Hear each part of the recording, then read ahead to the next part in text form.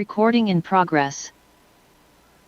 Welcome everyone to the City of Cupertino Planning Commission meeting for Tuesday, May 24th, 2022. This is a teleconference meeting in accordance with Government Code 54953E to help stop the spread of COVID-19. May we have the roll call, please? Commissioner Kapil? Present. Commissioner Saxena? Commissioner Wong? Here. Vice Chair Madhupatla? Yes. Chair Sharp? Here.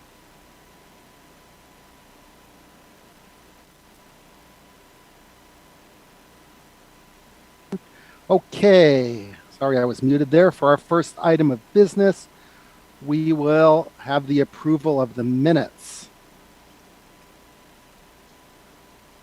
So the people who was here at who was not here at the last meeting, so they cannot vote on that. I wasn't here on the last one. I was traveling in India, so. Right. Okay. Let's see. So there is no link to the minutes here, so we can't. Why is there no link to the minutes in the agenda? That's odd.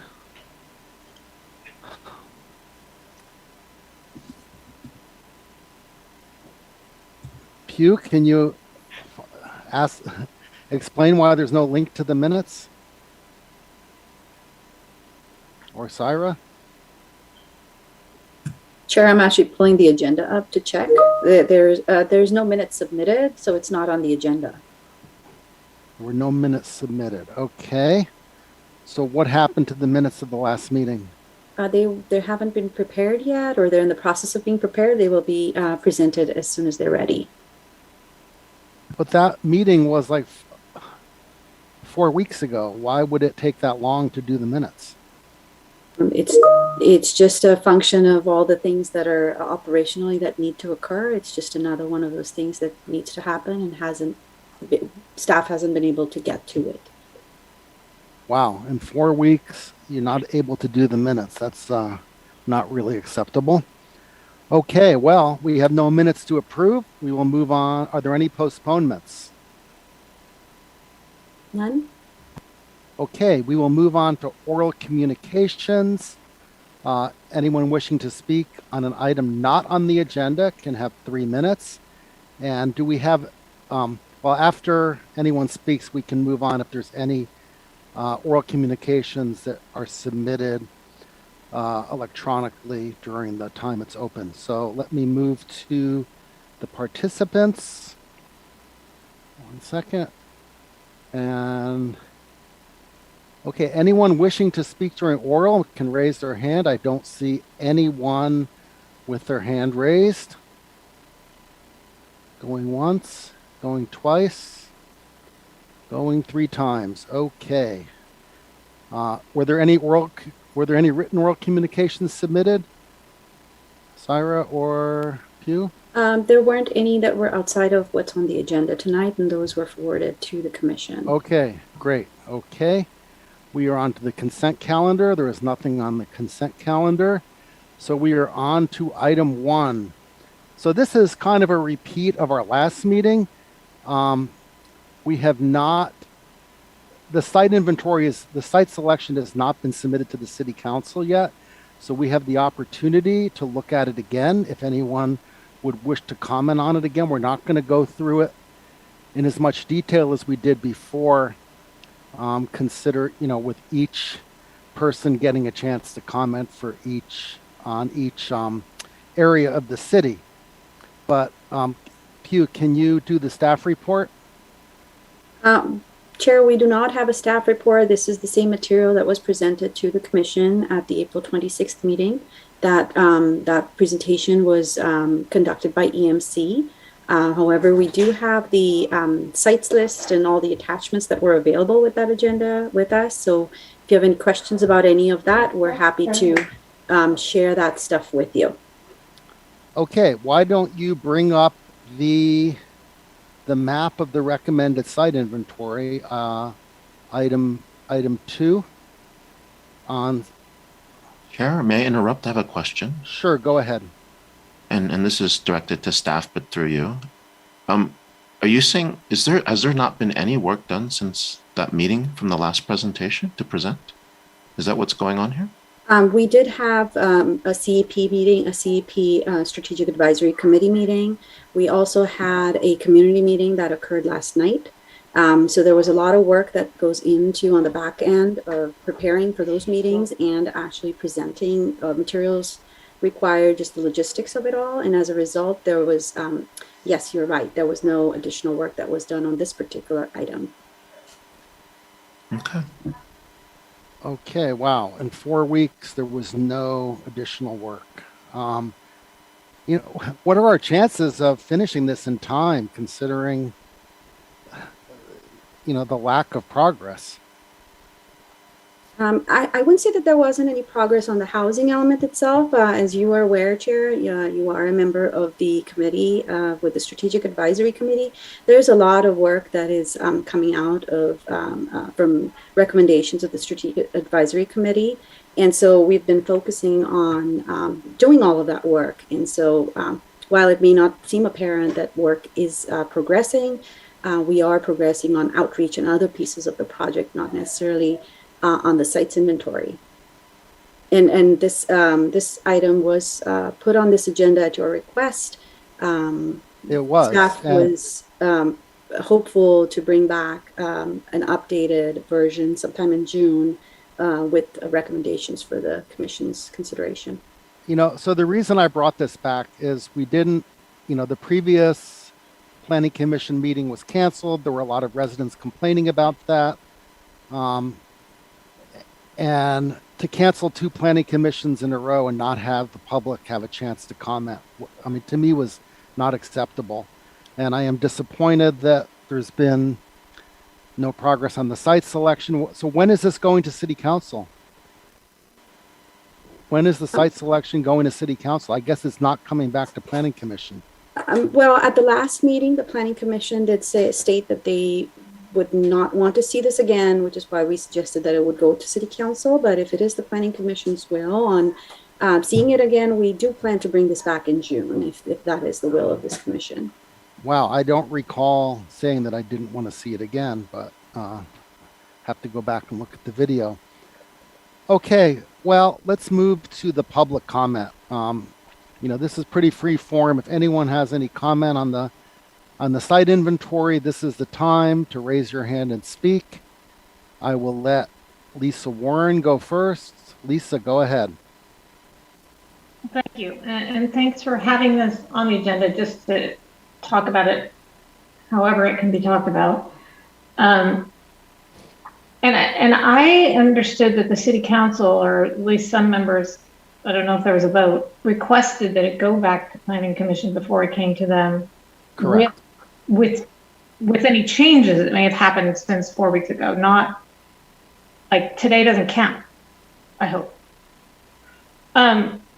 Anyway, and Pew mentioned just now that outreach has been happening. I kind of would like to know what that has been, and if some of the requests to reach out to people who didn't respond, yay or nay, property owners, attempt to get, like Pizza Hut and Fontana's and any others that were mentioned, well, everybody that didn't respond. I'd like to know if that happened and if there was any new information. Because if staff's been working on outreach, I hope it doesn't only include the AFFH items. And I did attend last night's meeting. Well, I don't know, it was good. And I think I had a good turnout, I believe. Not as many people in person as I would have liked, but I think there were a lot of people on Zoom, and I don't know what the count was. And I think it was a good listening and session and conversation. I don't know how that information is getting carried on to other people that weren't there. And I did, after the meeting, speak to Andy from EMC and to Luke as well. So I knew that there wasn't, from speaking to them, I knew that tonight's information wasn't going to be really any different. But I am concerned that not all the planning commissioners were at that meeting where we all did that dialogue, and that the minutes aren't there for them to look at. I think it wasn't just Mooney. I think someone else was in and out or missing. I hope that you guys have all, even the people that were there, watch the video again, please, to refresh your memory of what was said, what was requested, because I think it wasn't just your body asking for things to be done, but it was residents asking for much of the same thing, and it would be nice if there's feedback. And then on last Monday, the advisory committee, there was a property owner that was very frustrated that they've never heard whether they're on the site selection list. And it's like they were asked, they responded, and they never heard back. And so that brings in another layer of an issue if people that did respond are not hearing back, and some people that didn't respond, if they're not being reached out to again. I'm not saying they aren't, but I just would like to know what has happened in that 4 weeks. So I'm out of time. All right. Thank you, Lisa.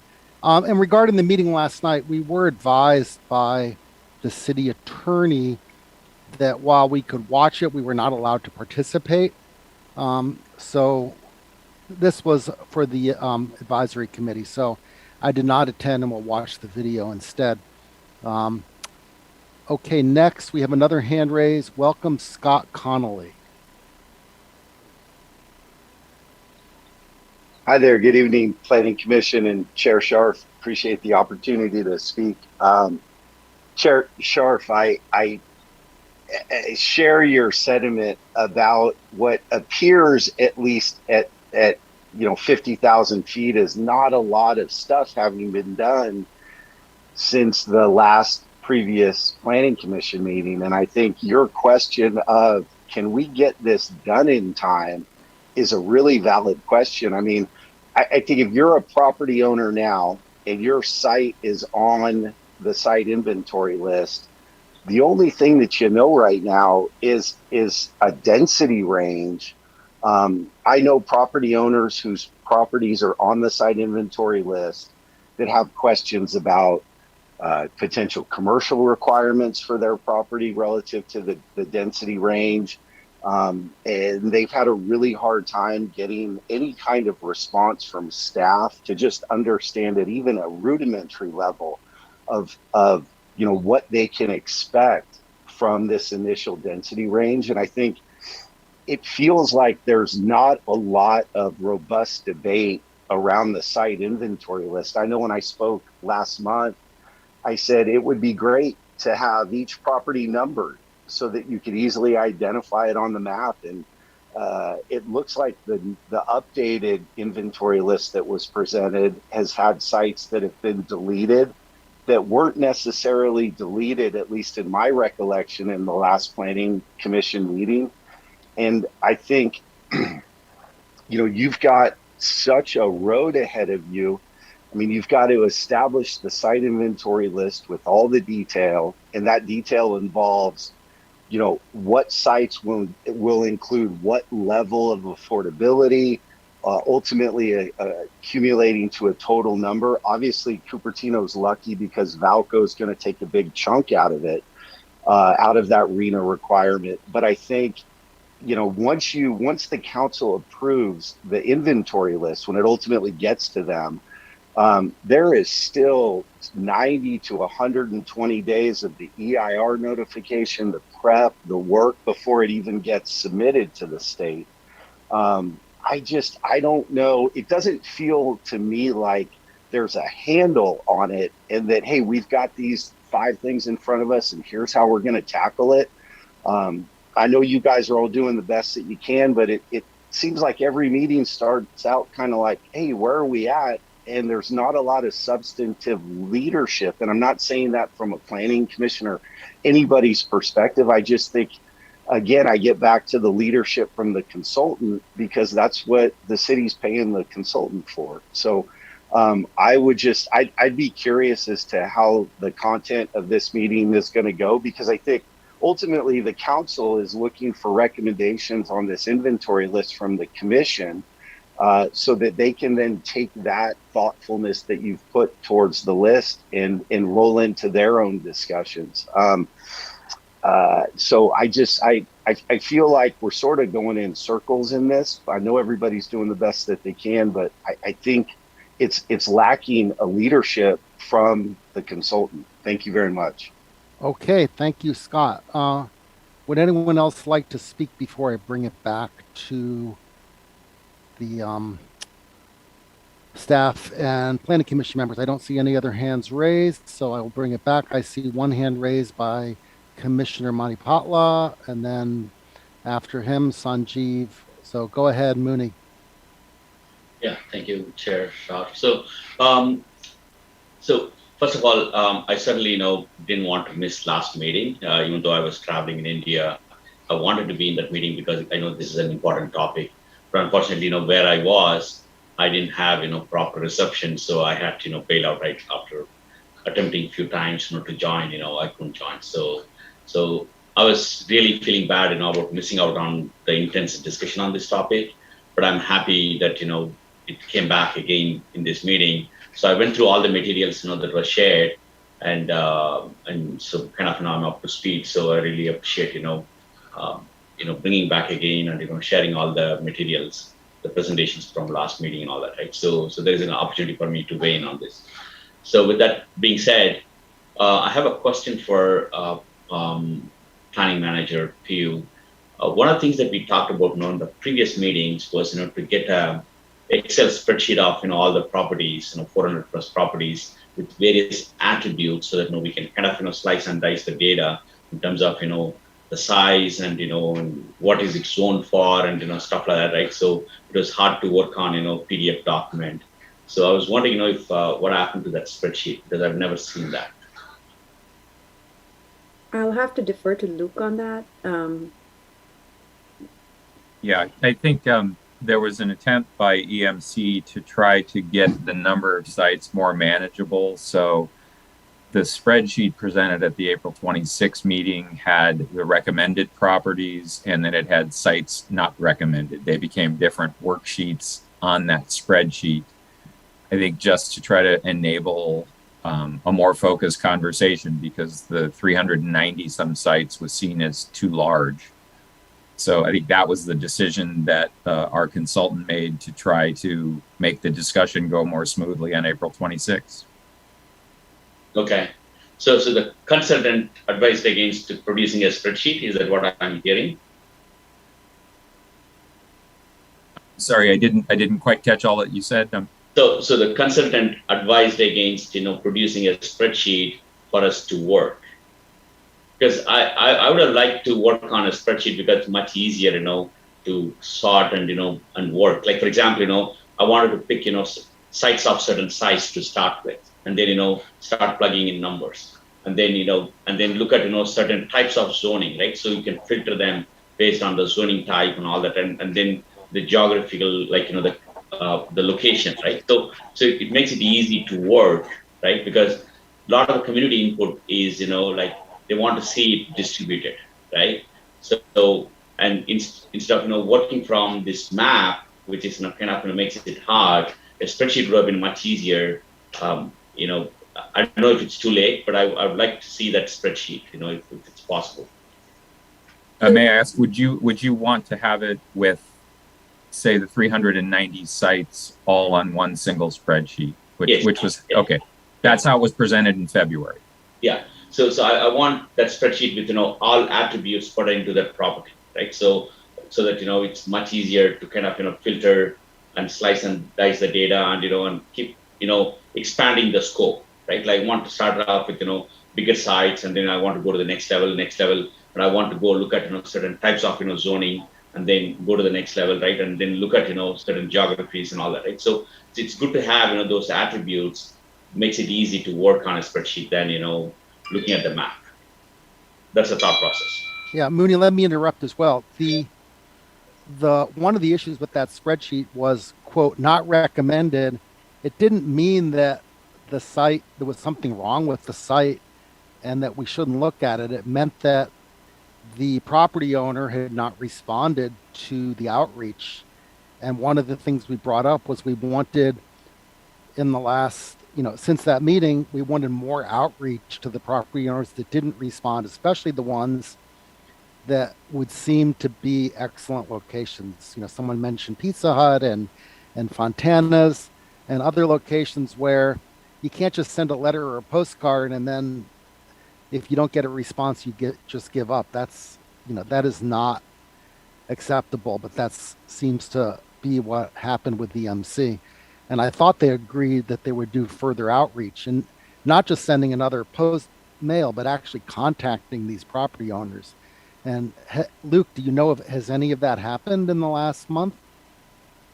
No, I believe that the focus on outreach has really been on going into the meeting like last night for the community meeting and what we've been meeting with the advisory committee on, more of the AFFH based outreach and community engagement. There hasn't been any additional direct outreach to property owners. Okay, well, I will bring that back later after. Sanjeev, go ahead.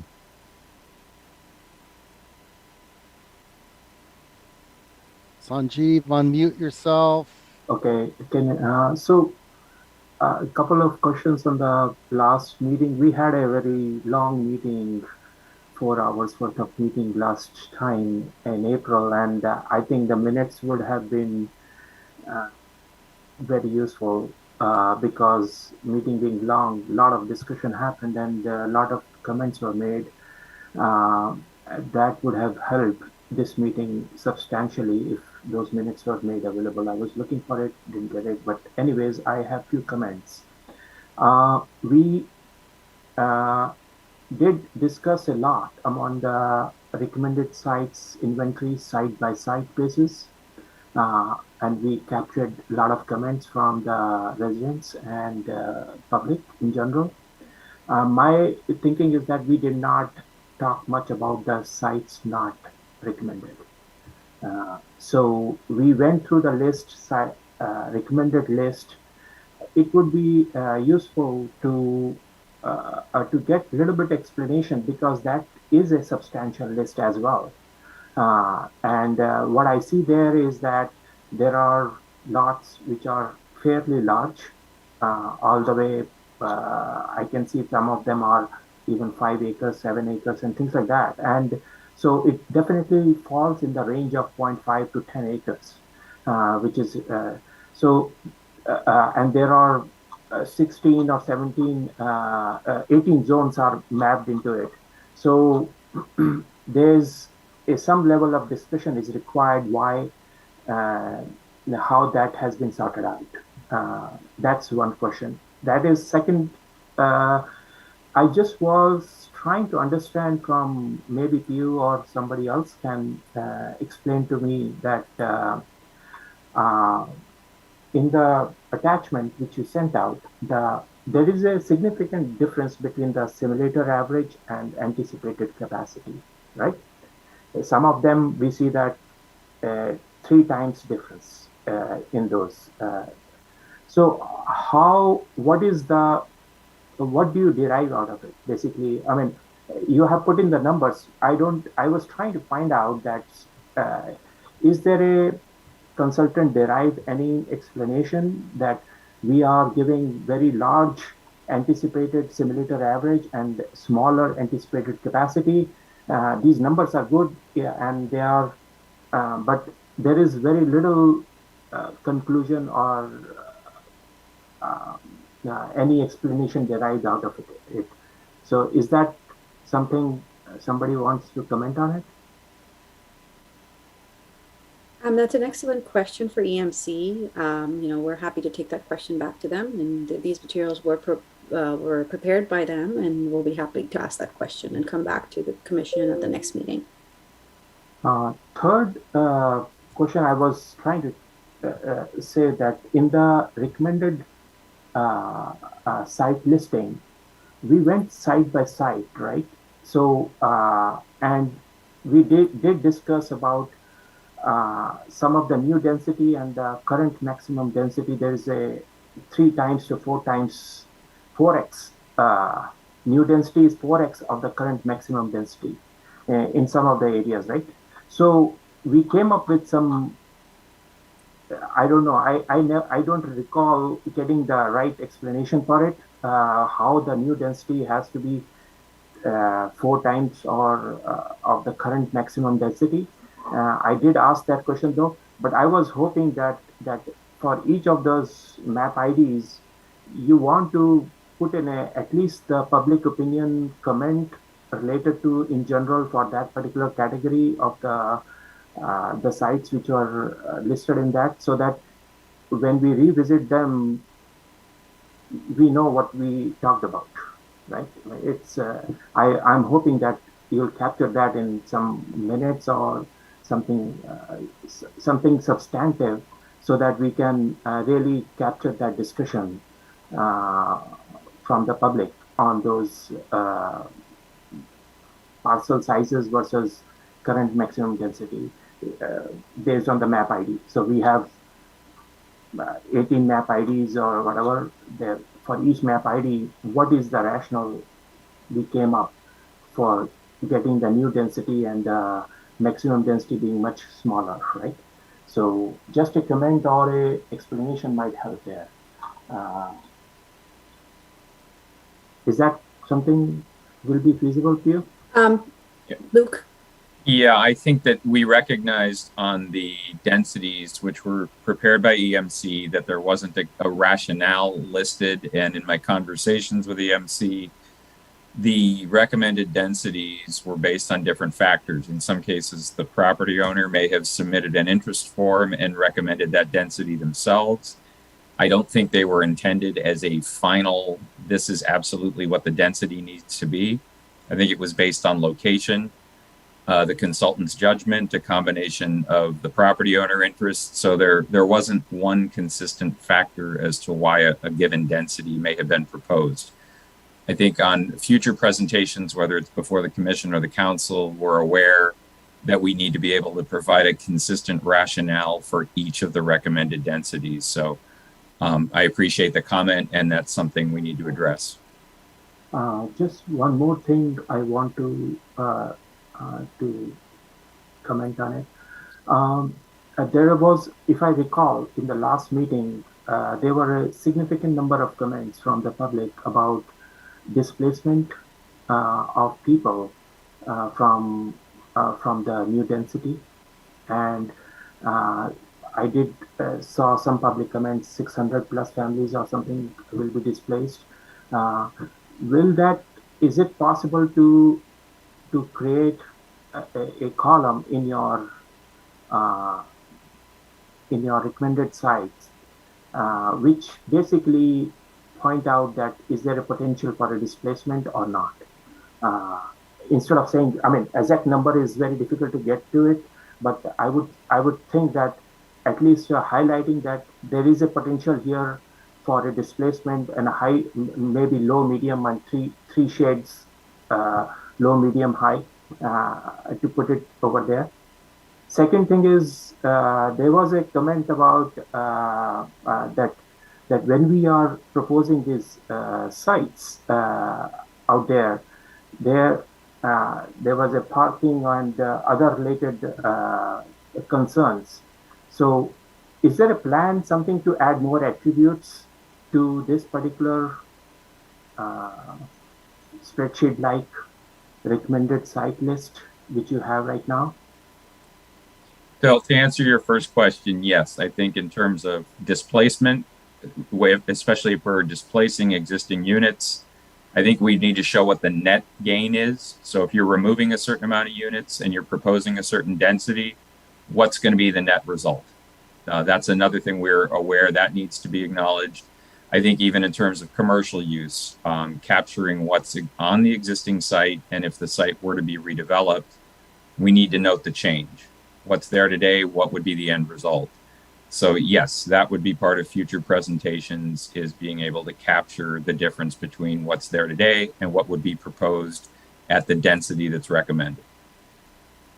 I see. Okay. And one other aspect has been, I think, talked about.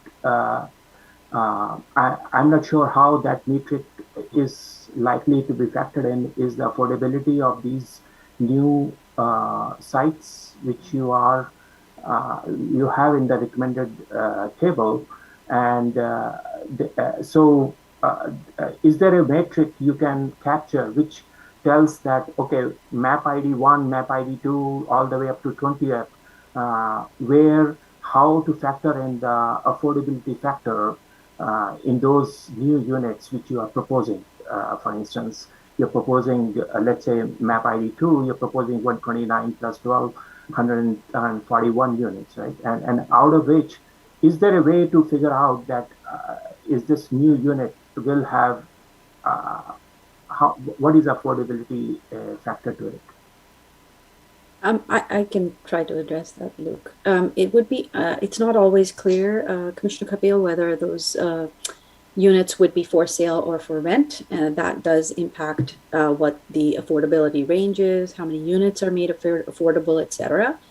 On the low end, we do have, our rental program is a 15% program, BMR program, as in 15% of the base density has to be set aside as BMR units.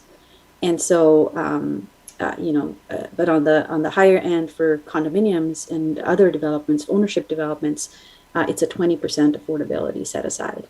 And so it does range, but if that pleases the commission, then we can certainly present, the range of units that could be affordable, but the level of affordability is also different. Rental units are very low income and low income, while the for sale units are median and moderate income levels.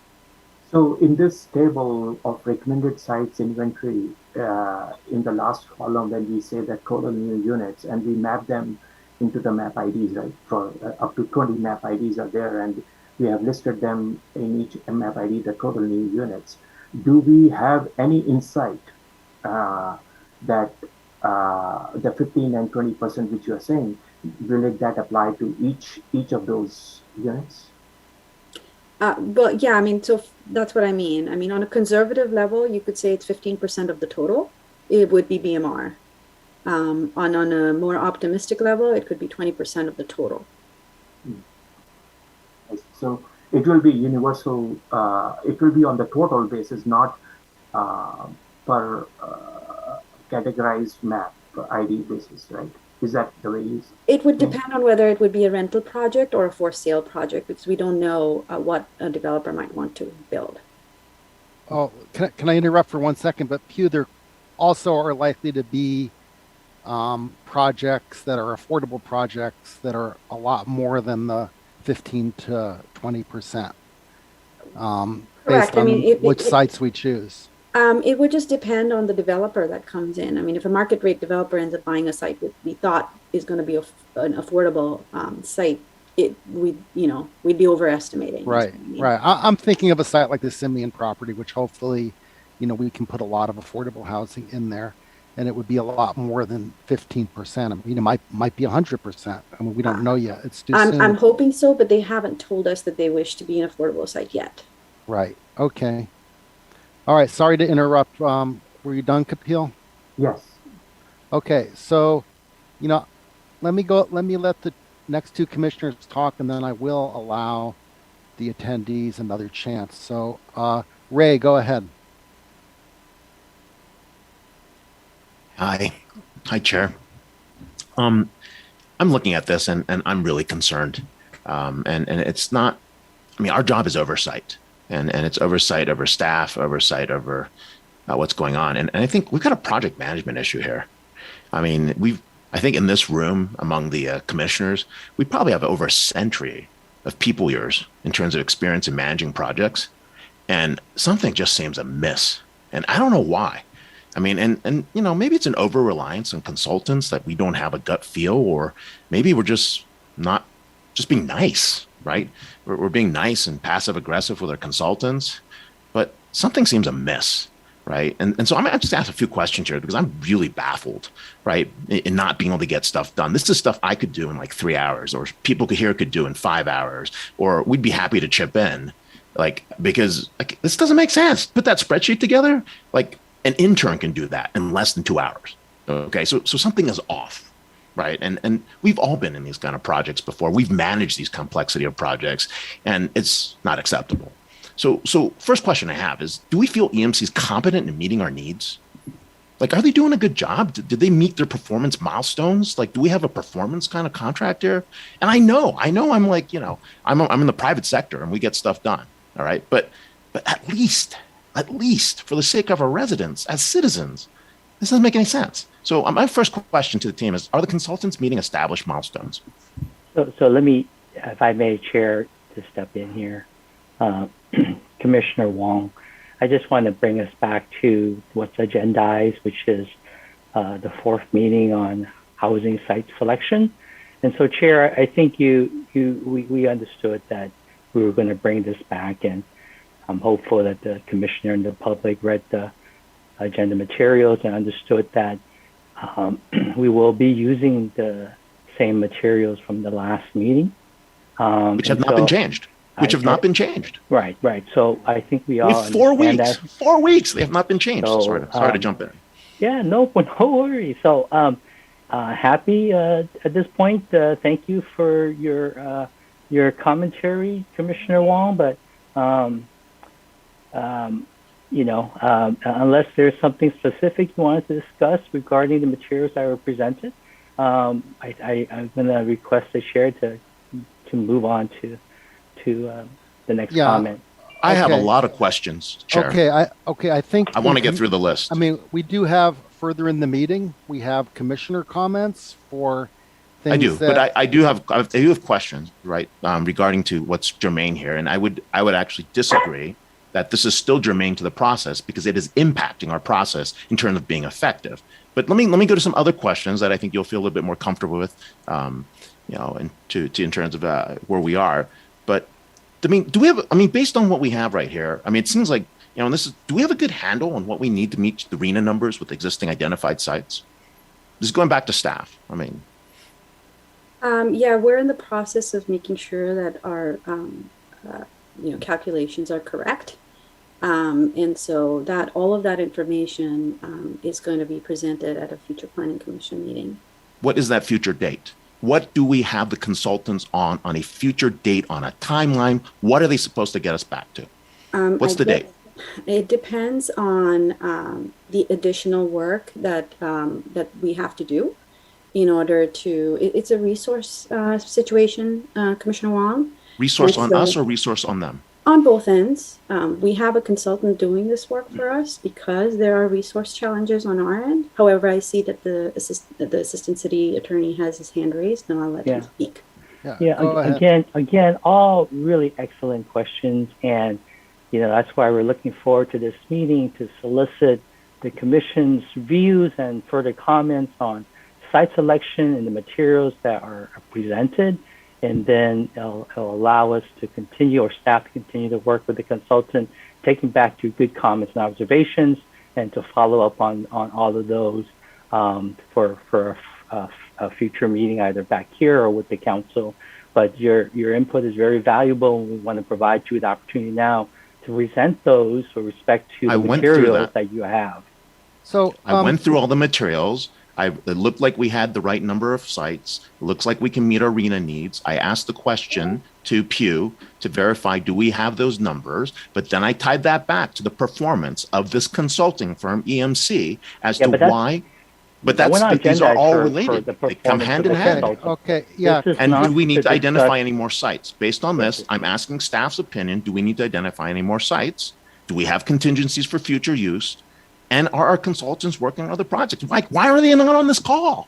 They should be on this call. And why did the chair have to call this meeting? Okay, Commissioner Wong, can you stop for, so Mr. Assistant City Attorney, are you saying that these questions are not germane to the agenda item? I'm saying, as articulated by Commissioner Wong, they appear to be directed at management of a specific contract with the consultant. And this isn't agendized to evaluate performance of the consultant this is agendized to discuss the housing sites. It is impacting our ability to make a decision and has delayed our process, so therefore it is germane. That's my point here. 4 weeks later, we have nothing. Okay? That is not acceptable in any project. And I don't Okay. care. I'm just telling you right now, that is not acceptable. And the Okay. public here should be outraged, and the taxpayers here should be outraged based on the cost we are paying for that project.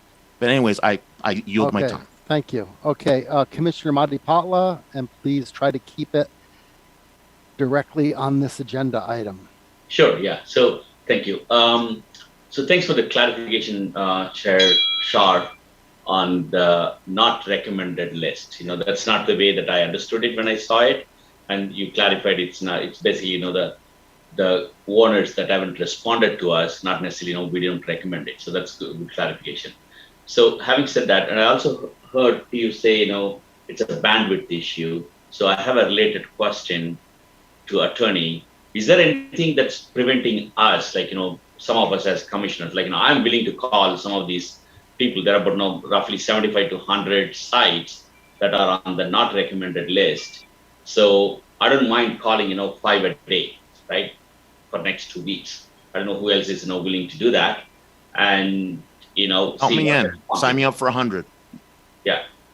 Right. Would that be appropriate? That's City a question Attorney? to attorney. Yeah. So if I understand the question, Commissioner Madipatla, you are asking whether you can disseminate materials to the citizens of Cupertino No. to... Okay, then I don't understand. We're No, asking if we the can help question out if is- there's a bandwidth right. issue in staffing. We can jump in and help and put us to work instead of sit here and keep delaying this. Right. Are we allowed to reach out to property owners on this for the sites? Are we The that ones that are incompetent not- that we can't make calls?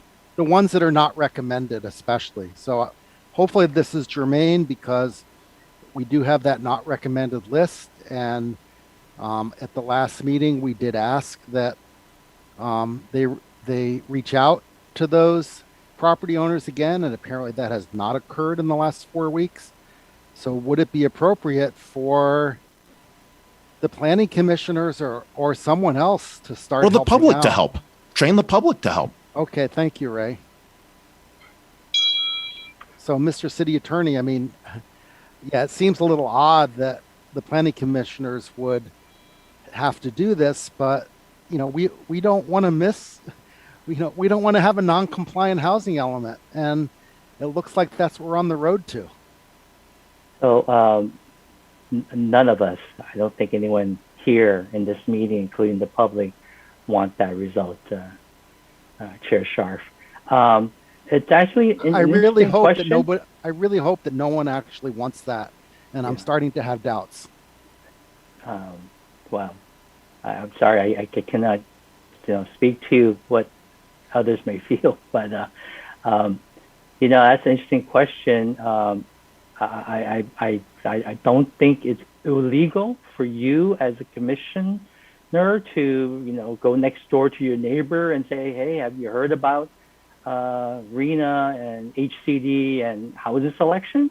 So, I don't believe that's illegal. Having said that, I do want to reflect upon what you're requesting, because ultimately I hear the frustration, and it's we can have a blank line, right? I'm not happy the way swimming pools are run, and so I'm gonna step in and help manage supplies for swimming pools. I just there's a policy decision, I imagine, that's probably important to be discussed. And so the upshot of it is, I think it's certainly within your purview, just like members of the community who are watching this meeting. They can contact their friends or neighbors and tell them about this process. And certainly that's, we're not going to preclude you from that right. Having said that, I'm not prepared here to say as official policy that this commission should start implementing a process along those lines. Right. The question is, and obviously we can't collaborate on that with more than two of us.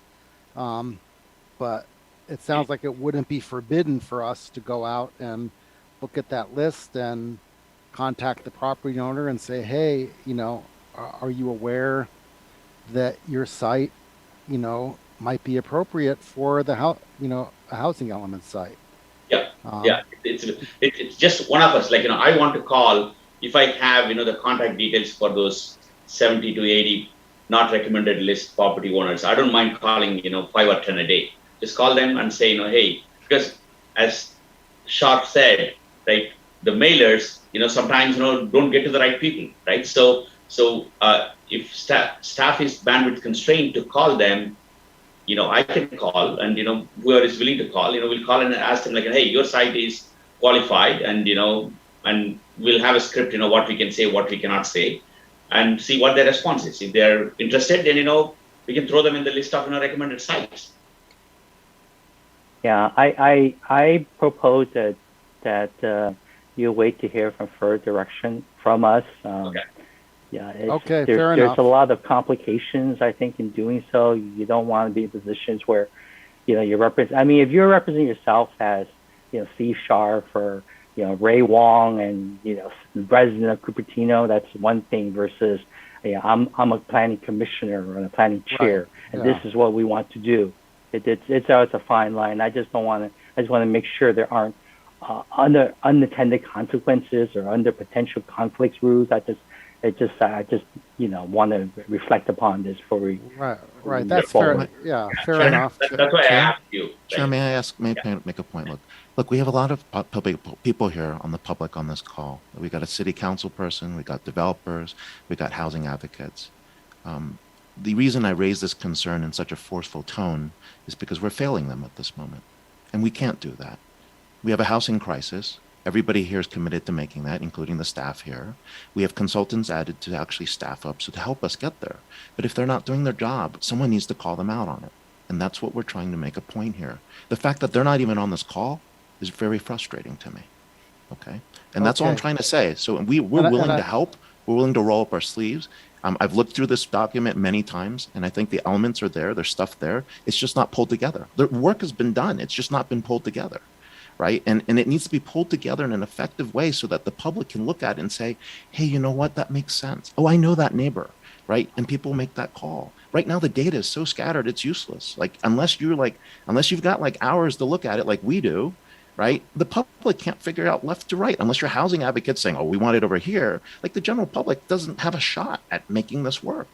And that's what the concern is. So I'm done with this point. But Okay. Thank you, Commissioner Wong. So before I go back to the public, there was another thing on the spreadsheet, Luke, if they're able to add some columns to it. One thing I would like to see is for each site what the parking requirements would be based on the location, because as we know, there's some state laws regarding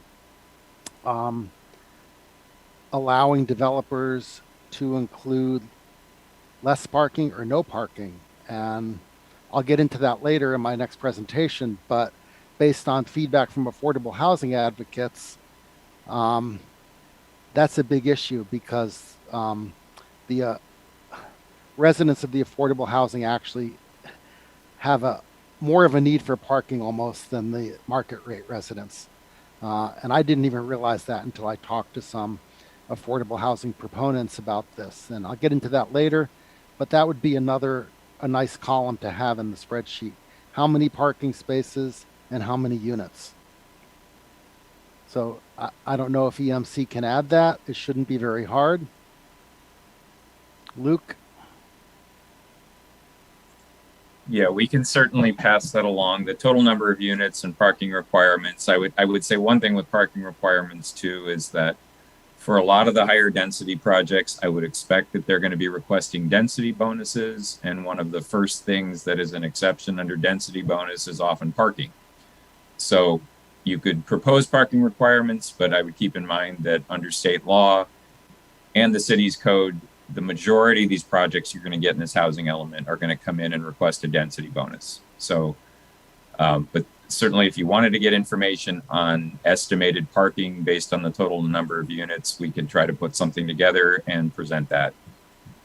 Right. It's not so much the dense, right? I know we have no control over that part, but we do have control over is if someone comes in and says, oh, I want rezoning for more units and higher height. And that's discretionary on our part, beyond the density bonus.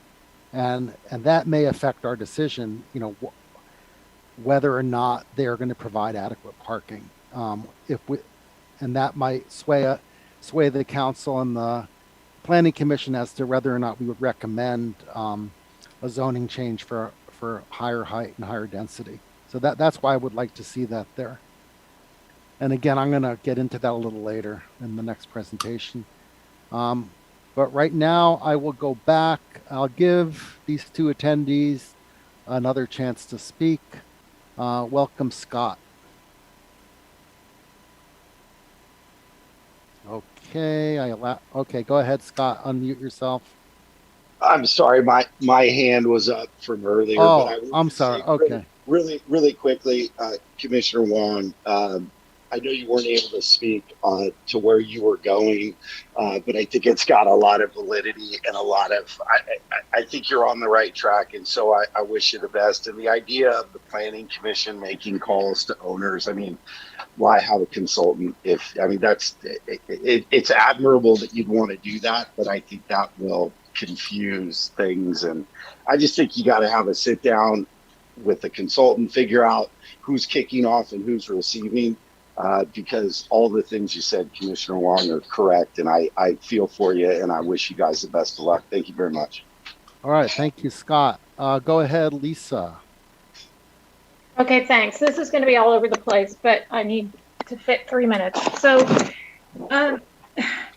first off, the attachments from EMC have been labeled last meeting and this meeting as third version for review, which is totally misleading because it was only the first version that you reviewed. It may have been their third version, but no one saw it. No one saw version 1 and 2. And then it concerns me that the assistant city attorney said this is the 4th meeting on site selection. That is not accurate at all. It is the 2nd meeting and the consultant is not here.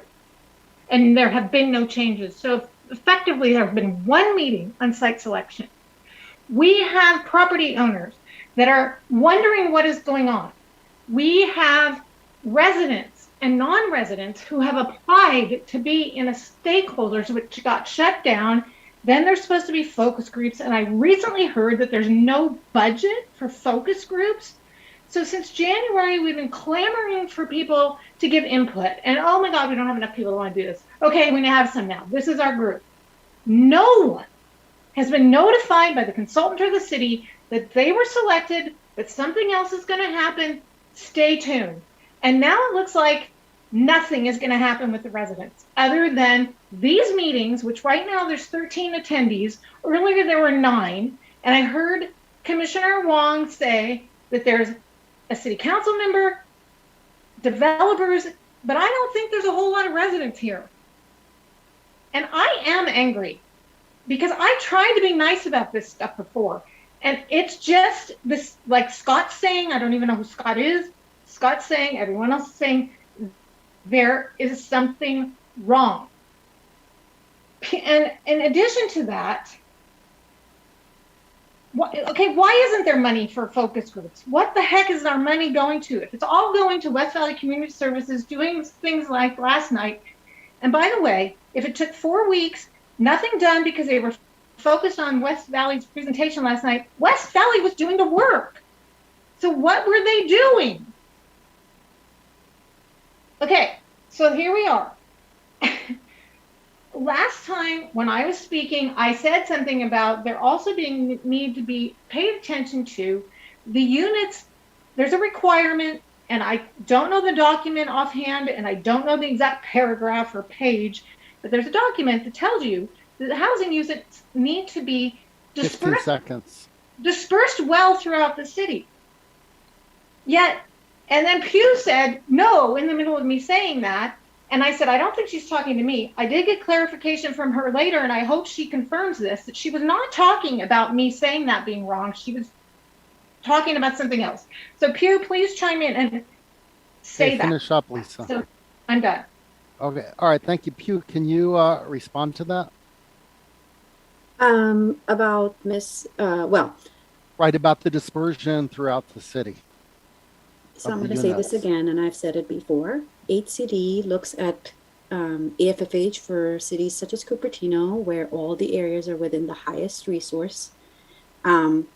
They just want more housing in Cupertino. My understanding is that they're not necessarily looking for dispersion in cities where there are highest resources everywhere. That said, if it is the council's decision to disperse the housing all over the city, that is the council's will. With regard to the comment, with my commentary on Ms. Warren's comment, that was not intended for her. But my professional opinion is that HCD doesn't care whether the housing is distributed uniformly throughout the city or not.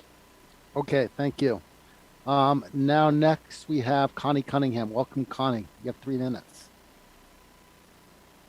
Good evening. Can you hear me? Yep. Okay, hi, my name is Connie Cunningham, and for those who aren't aware, I do sit on the Housing Commission. I'm speaking for myself only in this particular case. I attended the Planning Commission meeting on April the 26th, and I thought it went quite well. There were lots of time for people to speak and to get opinions out and questions asked and answered in a very robust way. At the end of that, the chair stated, "Oh, okay, this is going forward to council. We don't have to see this again." He sounded quite pleased with that. Okay, so I was quite surprised, in fact, to see that this came back to the Planning Commission. I personally do not feel that it is either EMC's or the staff's decision that this came back to the Planning Commission. The City Council sets the policies. The Planning Commission follows the policies of the City Council. I truly believe that the reason we're seeing this tonight is because the City Council wanted the Planning Commission to see it again. Then that it would be basically the reason that we're all here tonight.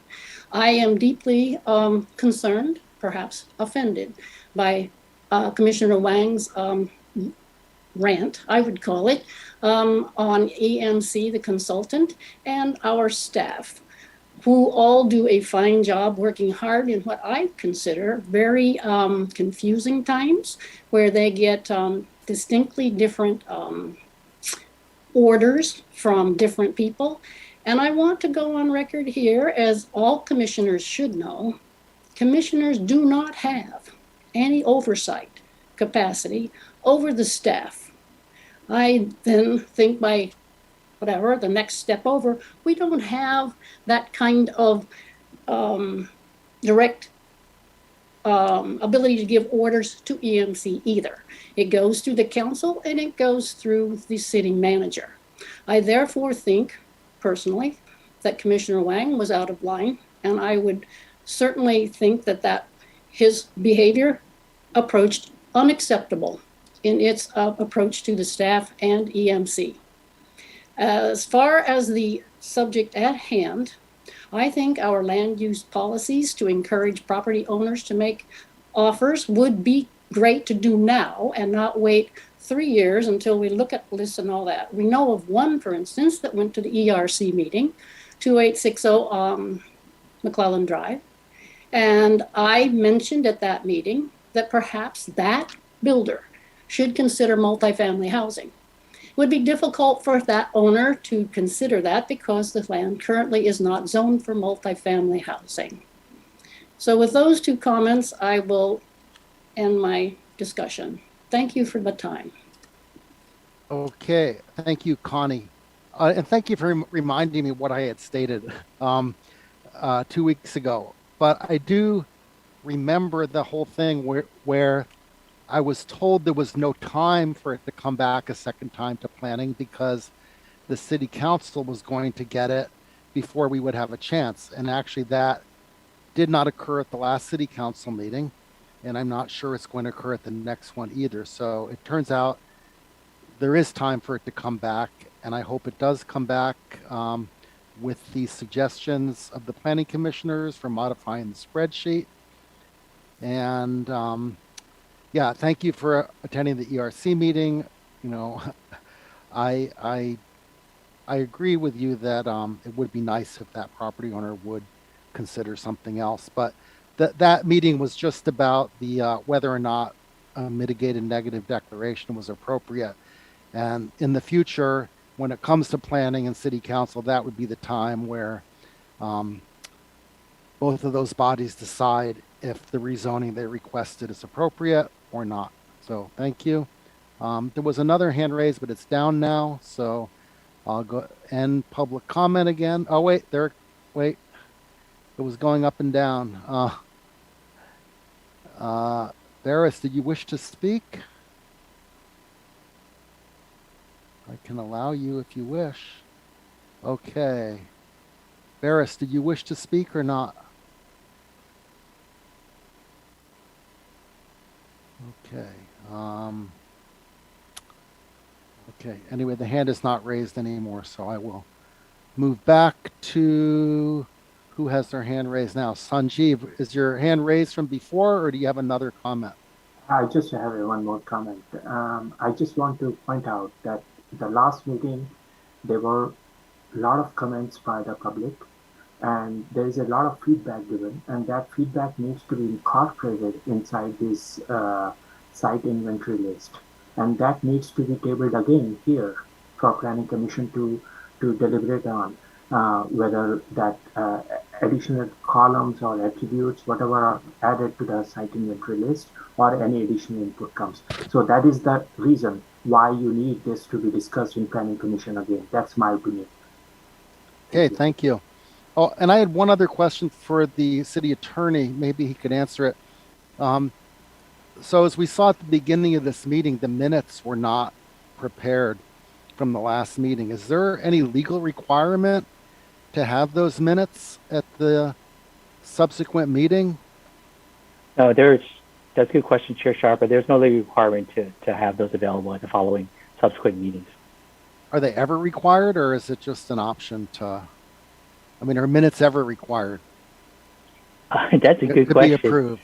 Yeah, no, they definitely need to be approved. I'm just not offhand aware of a specific time frame within which they must be represented to be approved.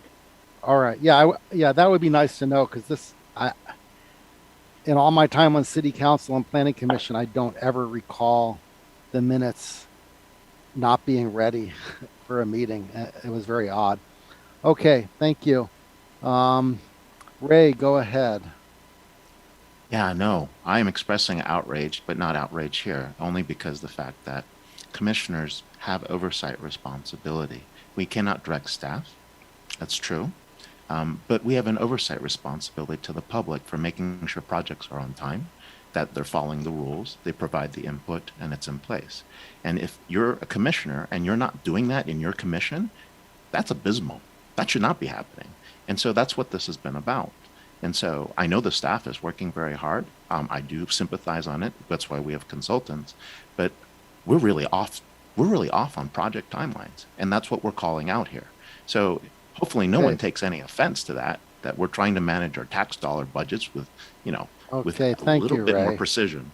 And that's really what I'm trying to say. So okay, appreciate it. But I think that if we had input over the last 4 weeks from the previous meeting, and not seeing it in the next results, and nothing was updated over the last 4 weeks, how can we actually get to a decision process, right? So it is within council's right, and we take direction from council ultimately, right? We don't direct city staff, but I would encourage council to push back on this question to city staff through the city manager as to why this is delayed, why we haven't gotten the input, why we don't even have an agenda, why don't we actually have ERC here at the meeting?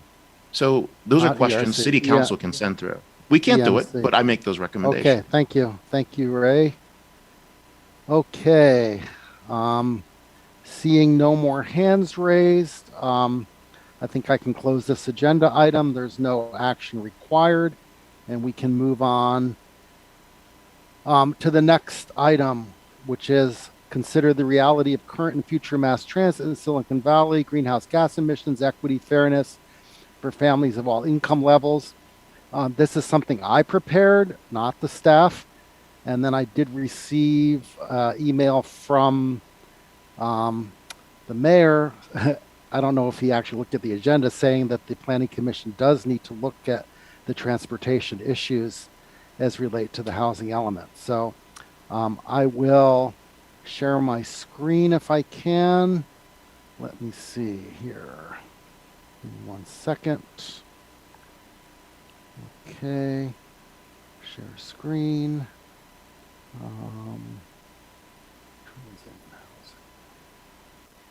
All right, can you all see that?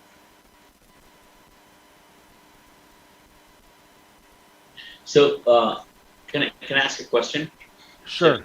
Yeah. So I saw some email from one of the public on this topic. So I want to ask the city attorney if there are any issues in chair presenting, this agenda item.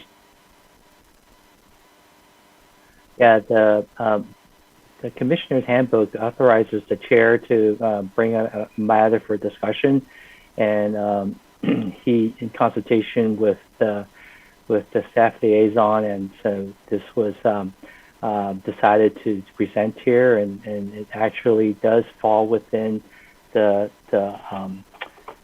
duties of the Planning Commission set forth in 2.32.070, in that it touches upon the mobility plan of the general plan, and so we think it's okay for the chair to present this. Thank you. I just wanted the clarification. Right. Yeah. Thank you, Mooney, and thank you, City Attorney. Yeah, the only thing I was asked to I had the city logo on all the slides. I was asked to remove that, and I did. And as I mentioned before, I actually got an email from the mayor yesterday saying that the Planning Commission actually should be looking at the issue of transportation. So, but I did this before I even knew that. So I will start. You all can see my slides, right? Yes. Okay, very good. Okay. Let's see how I can. Okay, so while crafting our housing element and selecting sites, we need to consider the reality of current and future mass transit in Silicon Valley, greenhouse gas emissions, equity, and fairness for families at all income levels. And I kind of got this from one of the affordable housing groups from Southern California, because they were very concerned about displacement happening in the core cities as people were displaced and higher cost housing was being built, and it was dispersing the lower income people out to the outer regions of the Los Angeles area, where they had no choice but to drive cars to get to work. So we do need to set our goals and align our resources and develop mobility solutions. I shouldn't say beyond transit, that should say beyond what is offered by VTA. And this came from the Spur website. And and all these slides, I did go ahead and put references so people could look up to see where the stuff I wrote came from, that I just didn't make it up, from my head. And I think you all know I'm a big bicycle advocate, and I would love it if everyone could ride bikes, but we have to look at reality. So this is just a slide showing our population, and as many people know, our population has been falling in the last couple of years. Since about 2018, we've been losing population. And this is our demographics, our median income, our median age. I thought our median age was going to be higher, and our unemployment rate. And our average commute time is 28.08 minutes. And the source there is bestplaces.net. And this is the commute modes in Cupertino. So right now, mass transit accounts for 4% of people commuting, of residents, how they commute to their jobs. This is not how people from outside Cupertino commute into Cupertino. That data is not available. And this is the commute times for Cupertino. For most people, it's between 20 to 34 minutes. These are, again, residents commuting to work, Cupertino residents commuting to work.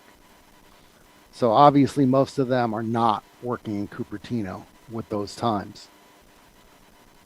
And I know in one of the previous meetings, there was a lot of comments saying we got to put all the housing along Stevens Creek because of the 23 and 523 bus. But I don't know if anyone really considers that bus as high quality transit, no matter what the state is saying constitute high quality transit. I went onto the VTA website, looked at the boardings. These would be the boardings of people kind of leaving Cupertino on the bus. So it's not boardings from De Anza College students. So there's 443 weekday boardings, according to VTA. So, Chair, on the previous slide, Yeah. Do we know how many trips that 443 boardings constitute? Well, these are boardings leaving Cooper only one direction. One direction, but Right. It's for all day. So how many Per day. trips? Yeah, it's how many trips of this bus to account for that 443 boarding? How many? Well, yeah, I should have done that. I don't know exactly how many. But I mean, you can figure that out with 15-minute headway. So that's 4 per hour. It's probably, and then with the 523, I don't know exactly. I would guess it's about 50 to 60, which would jive with the average passenger load on VTA, which is around nine people per bus. Thank you. Okay. And then we're talking about, this surprised me. Well, this is because the VTA passenger load is so low, but you actually have less passenger miles per gallon on the bus than we do in private vehicles, which was also surprising. And I have the source down there, reason.org. And yeah, they did a study on greenhouse gas reductions and mass transit, which was kind of surprising. Now, of course, if you could get the number of people per bus higher, eventually, I guess if you about doubled it, you'd be about to 40 passenger miles per gallon. So, that would be a good goal to get more people on the bus, but, that so far hasn't worked for VTA. And then I looked at electric buses from 2 different sources. So when you move to electric buses and electric cars, then you kind of get a slight advantage to the electric bus. And this is again based on the same current load, passenger load of 9.22 people per bus. So I think VTA does have a plan to buy some electric buses, but it's not a huge advantage. And also the Tesla Model 3 is not the most efficient electric car out there. So it's probably about equal. And then, as we know, VTA's financial audit, we have a fair recovery about 9.1%, and that was in 2019 pre-pandemic. We don't really know what it is for since the pandemic started, but obviously it's going to be a lot lower than that. And then this I got from a former city council member of Sunnyvale, and actually for some people it may seem counterintuitive, but it actually is not. When you increase the housing density, you make the land more valuable, and that actually causes housing prices to go up, not down. So no one should believe that increasing housing density is going to actually cut prices. If it did, Hong Kong would be the cheapest place in the country to live, or New York City.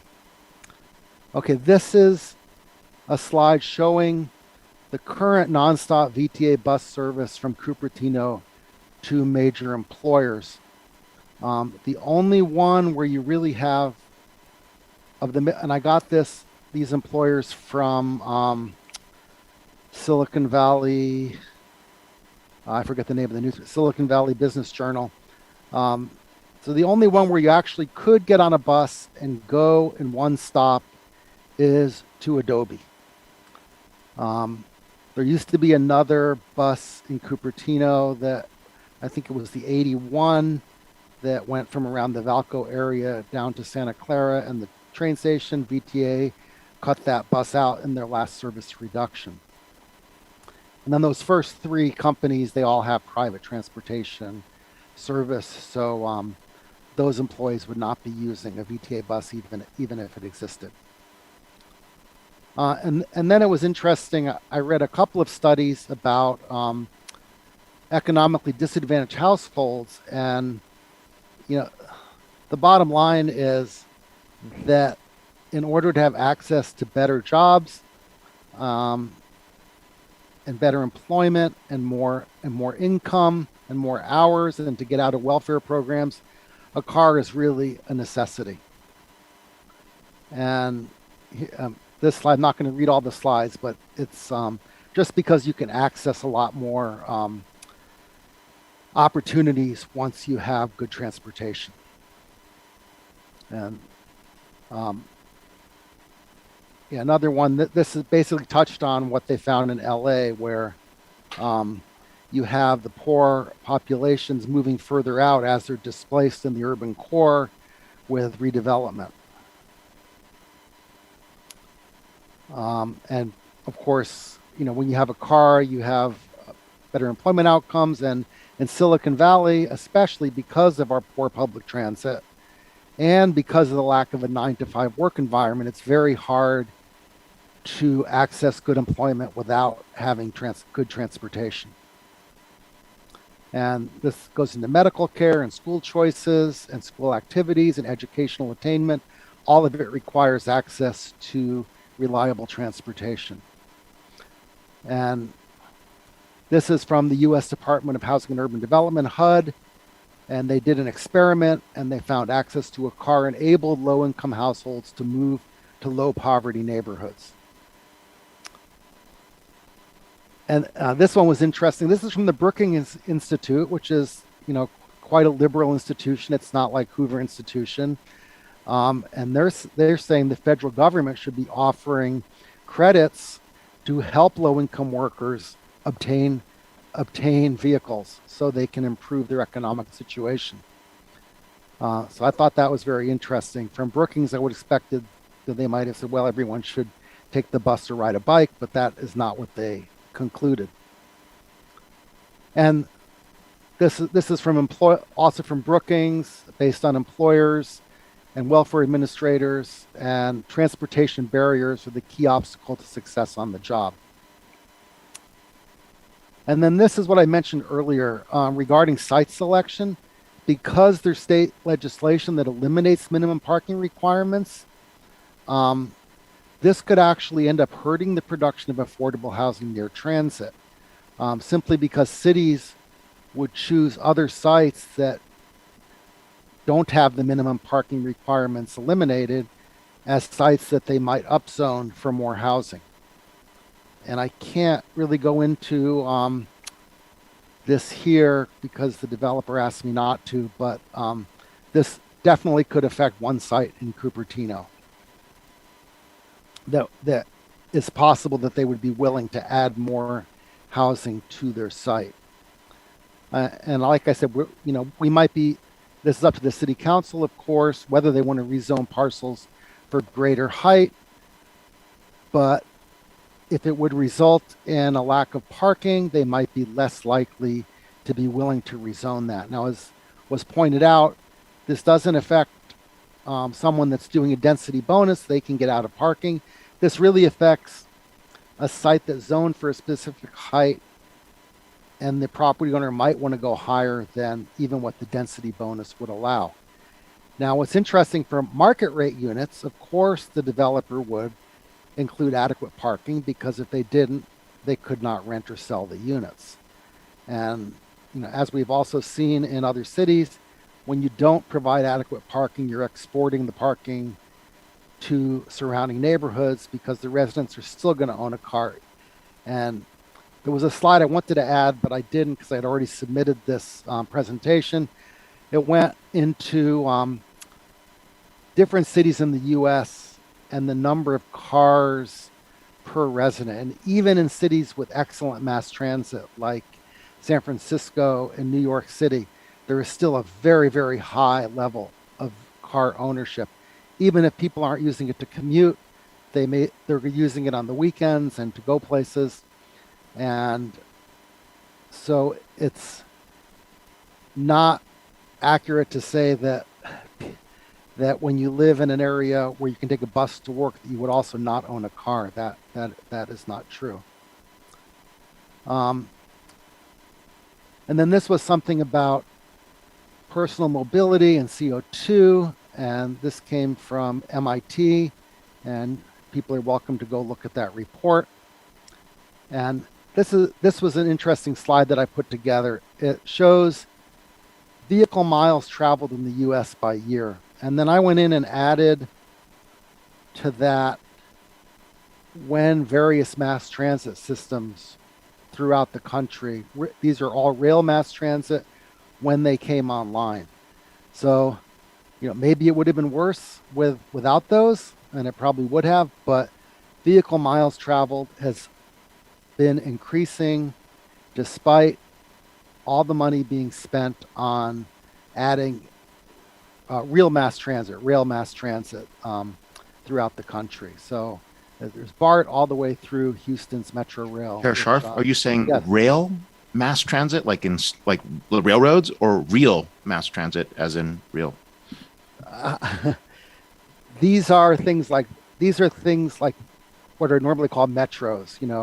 Okay, rail, right. Got it. Yeah, okay. Light rail, and some of it's heavy rail. Washington Metro's heavy rail, BART's heavy rail. A lot of these are Tri-Rail in South Florida's heavy rail. But, rail systems, limited access rail systems, and throughout the country. And I think I did include VTA here as well. Yeah, there's VTA in 1986. I'm almost done. Okay, go ahead. Question. So this chart, this is, private vehicles miles traveled, right? It doesn't include the public transit, like, Right. This is just vehicle ownership and vehicle miles traveled. Yeah. Do we have a similar chart that shows, the public transit miles traveled for the same? I don't have that chart. Okay. But also, it'll be nice to overlay population growth on top of this to see how that's affecting, this growth. Yeah. I don't have that either. Okay. Thank you. Yeah. Then this was a report I found regarding the pandemic and why mass transit has not been recovering in terms of ridership. So, as we all know, during the pandemic, remote work, became very common, and it's actually continuing at least several days a week. If you saw the recent report on Apple deciding not to require 3 days a week. And the other issue, I don't think it's an issue really for VTA as much, but for BART, the impact of crime is a big issue on the usage of BART. There's been such a big increase of crime on the BART system. And this is related to COVID and the drop off in public transit. So it's about 60%. And really only air travel has begun to return to pre-pandemic level. And even cars are actually lower. What's odd is weekend car trips have skyrocketed because people are trying to get away on the weekend after working. But during the week, car trips have remained lower than in pre-pandemic. And this is actually an issue with all the express lanes that they've built because people are not paying to use an express lane when the traffic doesn't warrant it. And then this was sure. Go ahead. Question for you. I think earlier in your slide you showed about 7% of people were working from home. Did I say that? I don't remember that. I think it was one of your first slides. I just wasn't sure. You had like a list, and it was the last list in terms of percentage of commute times, work from home. Okay, so this is 6.2%. 6.2%. Oh, Has that number increased where was or that? decreased? Right here. Oh, one more. That one? No, that one. Right here. Work at home. Oh, work from home, 6.2. Well, this claims to be 2022 data from this source. Okay. So I don't know how accurate that is. It does seem rather low. Let me go back. Yeah, it does look, very low. Right. So, I mean, that may have been a 2022 report with data that was from, a couple of years ago. Yeah, I got to believe that. Yeah. And so this is what I was seeing for the U.S. Electric car sales are way up. I know several of my planning commissioners have EVs. We have a plug-in hybrid, and this is really what the future is going to look like. It's going to be EVs powered by renewable energy, whether it's solar, wind, hydro.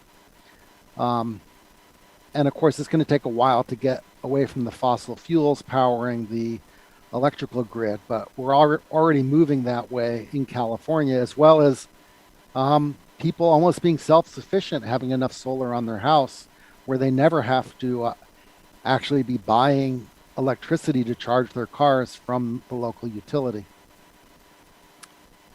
And so finally, my conclusion that we need to, our commission and the council need to consider all these issues of equity, transit availability, greenhouse gas, and fairness when we select the housing element sites.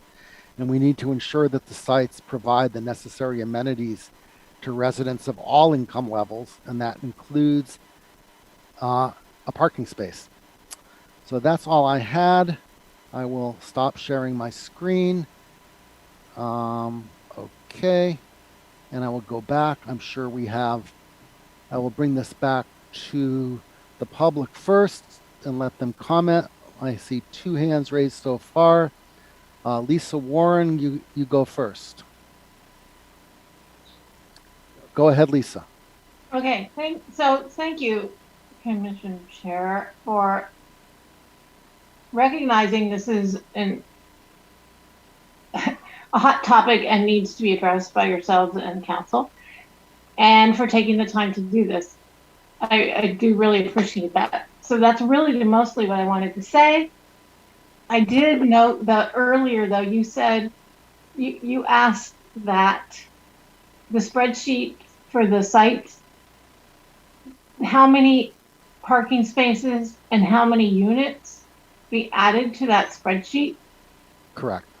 But the unit count is not, typically it's bedroom count, not unit count. And I don't know that you have any way of knowing that other than averaging something. So just, I would caution that when you see however many parking spots related to how many units, it really depends on how many bedrooms are in the unit. That's it. Yes, that's a valid point. I think we would have to look in, I think a lot of 1-bedroom apartments, you probably do have 2 working people with 2 cars. And for multiple bedrooms with a family, probably nearly all of them. But yeah, that's something perhaps that the consultant can include if and when they update that spreadsheet. Did you want to continue? Well, I think I Okay. am. Yeah.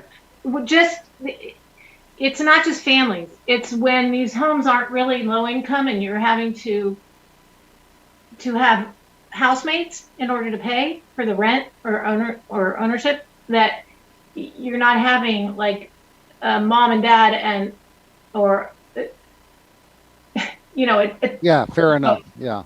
Yeah. Thank you. Multi-generational. Okay, yeah. Okay, next we have Shinpei Liu. Welcome, Shinpei. Hello, my name is Shinpei Liu, and I'm a student from Cupertino High School. I believe that, in my opinion, this presentation does not really look into other solution perspectives and only look into a car-centric solution. It does not take into account that other alternatives to cars, like walking, public transportation in the United States in general, with few exceptions, are very poor, inconvenient, and inefficient due to car-dependent urban planning and the lack of concern we have for it in general. So saying is like, therefore, the reason why cars are key to economic and social mobility is because it's like the only reliable options Americans have today. I agree that owning a car would be the best option in today's world, but I believe that doesn't mean other options are not viable. I believe like other options are not good because it simply does not have the infrastructure necessary from a local to national level to make it a great option, sustainable option for people it could be. So what I believe solutions to problem while having benefit adding sustainability is just make the city more walkable, bikeable, have extremely convenient public transportation for residents to use, and essentially decrease car dependency, urban sprawl. I believe in this solution because I believe it's accessible to people of all backgrounds, efficient, safer, low emissions, and even have added benefits of encouraging people to be more active. People from lower income backgrounds and marginalized people benefit from this, and if done right, can be cheaper than owning a car, better for their health, and more. I'm aware of how complicated a problem can be, and I know my comment is not enough to cover all complexities, but as a youth who will soon enter adult world, I hope you keep my words in mind and work hard and softly to create a world we can all look forward to and thrive. Thank you for your time and consideration. Have a good evening. Okay, thank you, Shinpei, and that was well stated. And I do want to point out that, when I was on city council and mayor, we spent a lot of money improving our bicycle infrastructure, adding protected bike lanes, which did upset some residents that lost their on-street parking. We also added the Via Shuttle to have an alternative. And I would be thrilled if Silicon Valley could build a sustainable, effective mass transit system. I'm disappointed that VTA never finished the light rail system up the median of 85 like they were supposed to when the system was planned.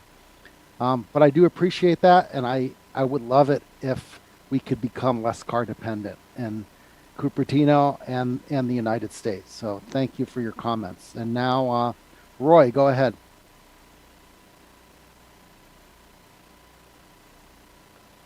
Roy, can you unmute? Can you hear me now? Yes, go ahead. I'm sorry I'm so late. I'm not responding to what you're talking about at this time, but I'm going back to the meeting as far as the property owners and the people involved in that. So if I'm out of line, I'm sorry. If I can speak about it, I do agree with Commissioner. I'll allow it. It's fine. Yeah, I did see that you had your hand raised earlier, and for some reason, it's my ignorance with my system. Excuse me, but I do agree with Commissioner Wang. I do believe the system is broken. My brother and I, we have property in Cupertino. First, we're on the list, and then we are off the list. There's a lot of confusion on how actually the system, how it works. So I'm a little bit in awe of where do we stand? The system is broke. Things aren't getting done, and we are not being informed. We signed up early when the first came out, and but there's no information getting back to us other than with your meetings, and your meetings are very informative, but a lot left to be desired as far as an overall solution to the problems. So I have no idea of where we stand right now. Do I just leave things status quo and say, okay, see you in 8 years? So thank you very much for your time. Okay. I do appreciate it. Yeah, thank you, Roy. Yeah, Mr. City Attorney, I guess we are not allowed to comment on that because it is not on the agenda. Is that true? That's true. Okay. All right, I'm bringing it back to the panelists. Again, please keep it on topic for this agenda item. I will call on Mooney. Welcome, Mooney. So there is one attendee raised their hand. Do you want to go to them? Come back to us? Oh, okay. I didn't see that. Okay, Janet Van Zoren, welcome. Hello. I wanted to, first of all, I thought your presentation about transportation was very informative, and I appreciate that you pulled that all together and shared it with the public. I just wanted to mention an out of the box idea that I've not heard anybody talk about with regard to transportation. I grew up in a suburb where most of the families only had one car, and most of the women were not working. They were home with their children. And the way we managed was that there were a number of companies who had a vehicle that came around once a week and delivered milk. Well, there were two different milkmen, and you could get milk every day if you signed up with both companies, or on alternate days. If you had one company, there was a bakery truck that came around. There was a bus with fruits and vegetables and homemade sausage. There was the fish truck that came on Fridays, etc. So my point is that that's something to think about, because if you didn't have to run out to get the necessities that you needed in order to run your family home, and if more and more people are working from home, then you put a card up on the window, and then the truck knows whether or not to stop at your house. And, there's a lot of ways that could be automated with all the technology that we have today. So it's just something to think about. It's totally outside the box. The other comment I have is that there are a number of people who cannot drive for one reason or another.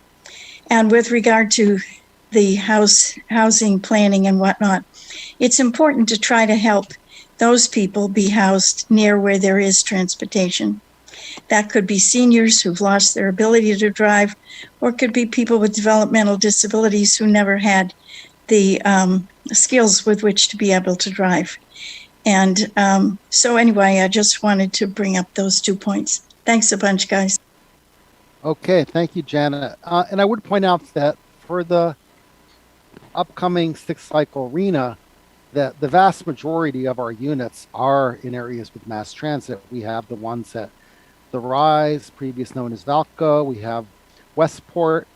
We have Marina, and all of those have transit. I believe some of the large sites that are on the list that are not along Stevens Creek also have some sort of transit as well. So we're really, when I mention about needing a car, that's almost not even a huge number of sites that would be needed. And of course, we do have the VIA shuttle that anyone can use. That's very inexpensive. And I do remember growing up, I guess I'm showing my age, we also had two different milk companies delivering. We even had a potato chip company delivering. And I guess now we kind of have Instacart and other delivery services as well.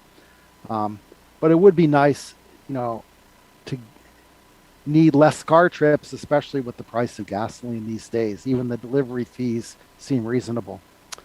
So, yeah, I'll bring it back to panelists.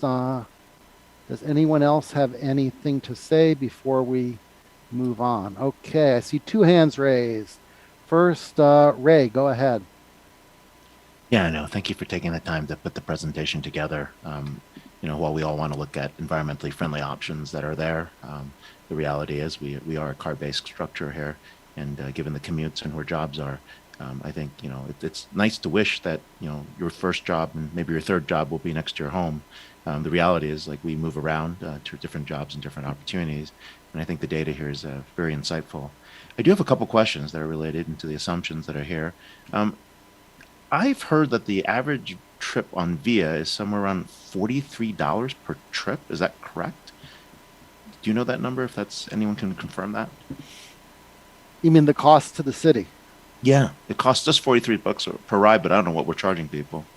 So I don't know the amount. I did hear something that sounded like that was about right, though. Okay, and then it sounds like a lot. It's actually less than what was the other service that we had? The transit service. I forget the name of it now. RYDES. RYDE. That's $140. Oh, I thought it was 80. I thought it was 82, and I guess that's $140 a ride. Okay, and, right. So, but my point being here is that I mean, the way that these are being structured by developers may be a way to, I mean, it's $2 a ride for anyone to travel, around, which is interesting between De Anza Boulevard via shuttle, and low income and senior rates are $2. They're heavily subsidized at this moment, but are they designed for developers to, I mean, create different levels of, density bonus based on that, on additional what's going on with the, with what's happening with the with the lack of transit or kind of transit that we have here? I'm just trying to understand, like, is that the structure that's in place? So, I mean, maybe what I really need is Apple's transit data, and maybe the Google, the Genentech shuttles. Like, we probably need something like this so that we actually have better data to help you with what you're trying to understand. So, Well, I don't know if you recall from a couple of years ago, VTA wanted that data from Apple, Facebook, and Google. That is not data that anyone is willing to give up. It's proprietary. And but I think based on your cost per mile calculations, it'd be cheaper for us to issue vouchers for low-income residents to get onto Uber, and they probably have more efficient cost per mile numbers. Have we looked at that? I know that West Valley looked at that in relation to the RYDE, and so, kind of like contracting with Uber, but not giving a direct subsidy. And It doesn't have to be Uber, any ride share service. Yeah. I probably shouldn't list the vendor, but So, yeah. so I don't think they looked at like a per ride subsidy, but they looked at, hey, could Uber operate something like this? And the answer was no, for several reasons, for security and Uber wasn't willing to do it. I mean, as you know, Uber loses money on every ride they provide now. So they probably were not willing to lose money on a grand scale. I don't know, when, if ever, Uber and Lyft will become profitable. But that's all I know about that. Well, thank you for putting the presentation together. Okay. I think it was a lot of time, a lot of good detail, and a lot of good data. So, Okay, Commissioner Madipatla.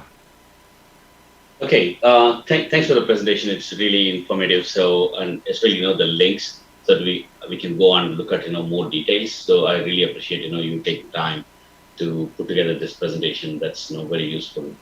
A lot of, good stuff. And I knew some of the stuff already, based on my own experience, but also, there's some new information there. I just want to share, some 2-3 points, right? So just along the lines that you mentioned, right? So, I mean, yeah, so at my household, right, so we both work, right? So we have 2 cars. Then we drive, some X number of miles per year, barring pandemic, same number of miles, we drive every year. And we made a switch, to electric car, right? So we drive, 3/4 on electric and, 1/4 of the miles on gasoline. So it's like, being environment friendly. We also have, solar. So 100%, it's, our electric car and home, everything is, from solar. So that's all good news. I see, a lot of people, moving in that direction. So hopefully, right? But I don't see myself and my family, getting away from car unless, the public transit improves, right? I don't see us, reducing the number of miles driven, right? So I don't think, anybody at the state level, at federal level is looking at solving that problem. I know it's beyond the scope of, our city and our team to fix that issue. Ideally, what I would like to see is, a loop around the bay, like, take the BART coming on the East Bay and, Caltrain on the West Bay, create a loop and then put a tentacles around, from that loop outward, to north, south, and, west and in all directions, then the housing becomes affordable, right? Like, people from anywhere all the way up to Sacramento, if they can reach, job centers in 30 minutes to 45 minutes on a fast transit, we solve the housing affordability problem, right? But I don't think, anybody is looking at that. So unless, we have that kind of, faster transit, I don't see, me personally, getting rid of cars. I don't see us, reducing the number of miles driven. I would like to, bike to my work, but unfortunately, the road that I've looked at, it's pretty scary, very dangerous, right? So the biking infrastructure is not there for me to bike. So I bike on weekends. I almost bike 100 miles every week, but I don't bike to work. And the reason I don't bike to work is it's not safe. Right? So that's the reality of what we have. So unless the transit situation, the mass transit situation gets addressed at the Bay Area level, right, at the state and federal level, I don't see the equation changing. The communities being cost centric. Even any income level, they're going to be dependent on cost. That's just my take. Thank you. Yeah, thank you, Commissioner Manipatla. I think there's been a little bit of effort. We have the ACE train that goes out up to Stockton, and there's a lot of affordable housing in Tracy and Lathrop and all. And I mean, one thing that's very hard to get away with, and we had a building industry executive on a call with Callie a couple of months ago, is what kind of housing people want. And they want single family homes or townhomes. And, it's beyond our power to really change that. We can, people will drive a long way to have a house. And, that's the American dream. That's what people want. They want a garden. I don't see how we change that. And I think Commissioner Wong had a good point.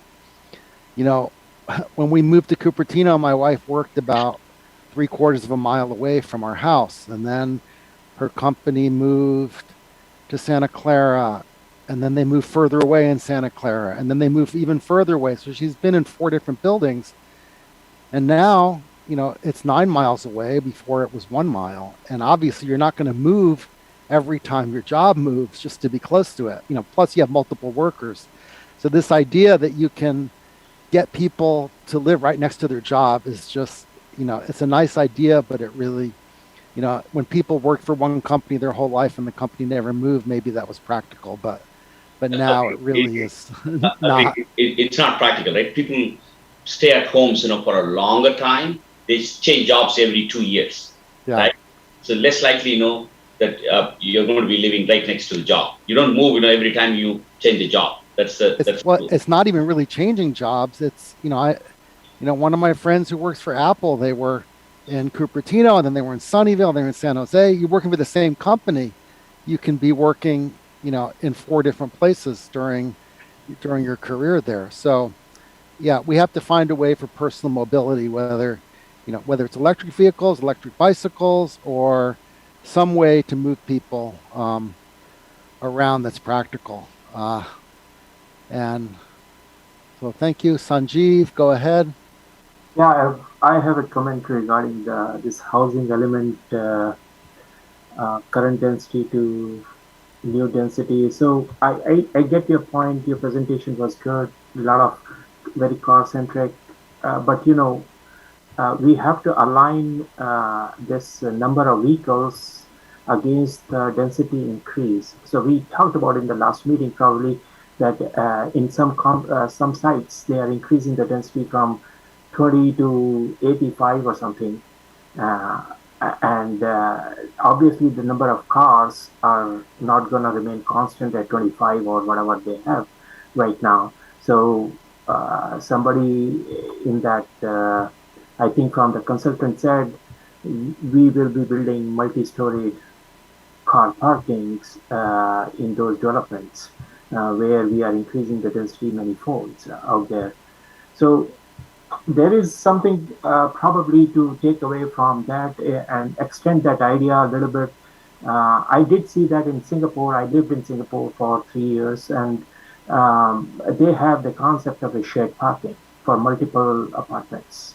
So they build a multi-story car parking, and that is shared by more than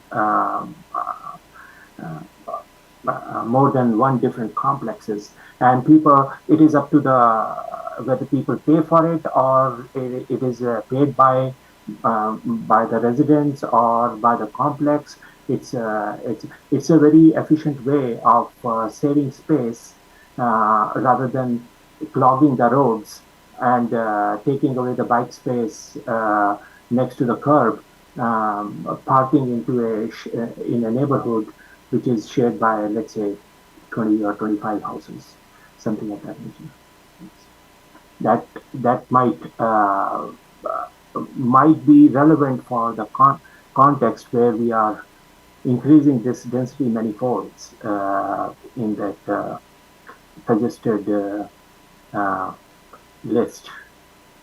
That's all I have to say. Yeah, that's a very good point, especially relating to, the use of the public streets. And we've seen this in San Francisco. They're saying, okay, developer, you don't need to provide any parking on your future development. Well, that doesn't mean that people aren't going to own cars. It just means they're going to park them in the street. And they have permit parking through most of the city. You got to rush out and move your car during street cleaning so you don't get a ticket. But it also means you can't use that area for more bike lanes. And, so the parking, in my view, the parking should be off street, under the building, or in a separate parking garage. It's not really a city's interest to convert their streets into parking lots for everyone. And that was my disappointment with some of the things that's happened in San Francisco, where they're saying, oh, you don't need to do parking anymore. And, with the false belief, well, then no one will own a car, which it just doesn't work that way. And I have a lot of relatives in San Francisco. My wife grew up there, and it's just crazy, some of the neighborhoods, especially now that they have ADUs, or they call them in-law units, in the houses that are very close together. So there's very little street parking, and it's extremely competitive to get a parking space. People put their garbage cans out in the street trying to reserve a space, and other people move them. It's just not a good idea to not include sufficient parking. It has, a lot of unintended consequences that we should be able to anticipate. So I don't see any other hands raised. So let me go back to the agenda. And where is that?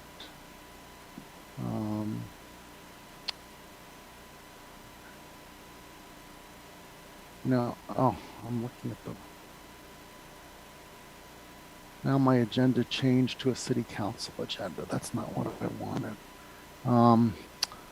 Let's see. Can someone that has the agenda up tell me what the next item is until I can get it back up here? So after this, it says, public hearings, old business, new business, staff and commission recommended reports. Okay, so there is no old business or new business, so we can move on to the staff and commission reports. Does anyone want to go first? Or does no one have anything? I can just state that we do not have any staff reports at this time. Okay. Any of the commissioners, have they attended any meetings during the past 2 weeks?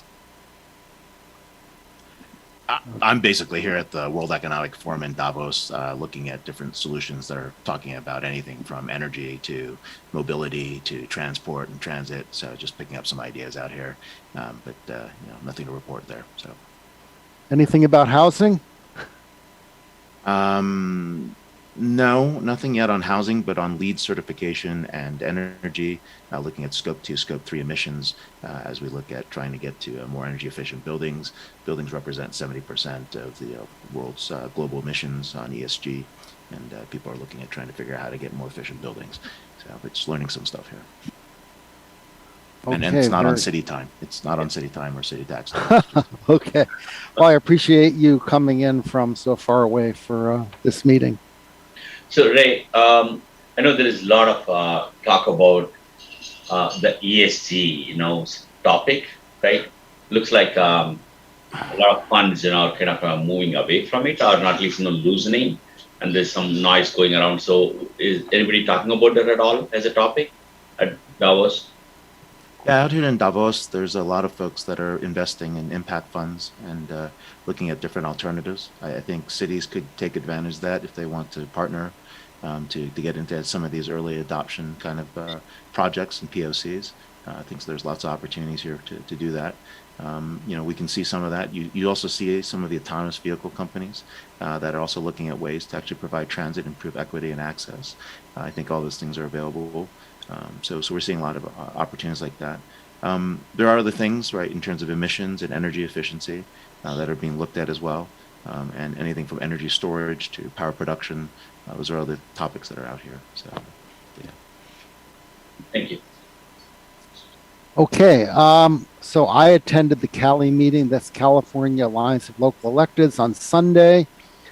And housing elements are, of course, a big source of discussion. It was revealed that San Francisco realized they would be $1.2 billion short of what they needed for their affordable housing arena. And it actually wasn't, it was $1.2 billion the first year of the 8-year cycle, not $1.2 billion for the whole cycle. So it was kind of something, hey, we've been saying this all along, the affordable housing needs to be funded by someone, presumably by the state, because obviously cities, San Francisco, big city or small city, Cupertino, obviously we don't have the money to fund that housing construction of affordable housing of $600,000 to $800,000 per unit. So it was kind of good to see San Francisco finally admit the issue. And then there's a lot of discussion about the various lawsuits against HCD regarding housing elements and SB 9. Our city is not participating in those lawsuits as of yet. That would be up to the city council to decide. They are encouraging other cities to join. And I guess that's all I have. If no one has anything else, sadly, the Warriors lost tonight. I have a question. Sure. So I would like to know a timeline to get that spreadsheet. I don't want to wait, for until another next planning commission meeting to find out, whether we have the spreadsheet or not. Yeah. So, Pew, can we put this on the agenda for the next planning meeting? Is that unreasonable to have that information in 2 weeks? Or Luke? Luke's not here anymore, Oh. and I'd have to discuss it with Luke and EMC. I know that there is another strategic advisory committee meeting coming up, and I know that they have another AFFH meeting that they need to prepare for. We are hoping that it will come back on June 14th. But with that said, it all depends on the items that come out of, other meetings related to this project, because there are finite resources with the project. So I just wanted to state that at this point, we are hoping that it'll come back on June 14th. Okay. If things slide, then it'll come back on June 28th. Oh, so let me ask the city attorney, for a future agenda item based on what we heard from the public and from some commissioners, can we put an item on the agenda to discuss the timeline and the performance of our consultant in regards to the housing element, since we obviously were not allowed to discuss it tonight? Yeah, so Chair, you had the discretion to add something to an agenda, and then in consultation with the planning manager, we can set when that will occur, on which agenda. Okay, well, yeah, we don't have a lot of time here. So, right, I can put things on the agenda, so I will do that for the next agenda. Please. Well, Chair, I just want to clarify. I'm sorry, I apologize. I don't mean to interrupt, but it's certainly within your discretion to elect to add an item to a agenda in the future, and when that is actually scheduled is a function of a discussion between you and liaison to the commissioner, which is the planning manager. I Can I see. ask a question to the senior assistant city attorney? Go. I believe that is the case, but however, city council and a council member, I noticed some of the council members are here, can also request and have that meeting with the city manager to make sure that is on the agenda. Is that correct as well? The city council members can and take from this should talk meeting. to the city manager. That is correct. Okay, I would encourage that to happen because the performance of this is jeopardizing our ability to be compliant with HCD. And if the idea here is to fail us and have HCD take over, I'm very concerned. So it is a matter of diligence. And I really think it's important that we actually do our due diligence on our end. So I would encourage any city council person here to make this a performance issue, the item, and ask for that to be put on our agenda. So, you know, Chair Wong, I appreciate your passion. Thank you very much for that. Okay, so does anyone else besides that have any items they would like to have me put on a future agenda? I do have a question, which is related to when are we going back to in-person? Do we have a date on that? Yeah, I don't know. Mr. City Attorney, do we know? I know it's because of the surge that this has kind of been delayed now. Yeah, I'm not aware of any discussions about going back to in-person. Having said that, I believe that the City Council had authorized continuing remote through some point in June, and as required, they can extend it on a 30-day basis. All right, monkeypox, here we go. Oh God, don't say. All right, so seeing nothing more, I will adjourn tonight's meeting. Thank you, everyone.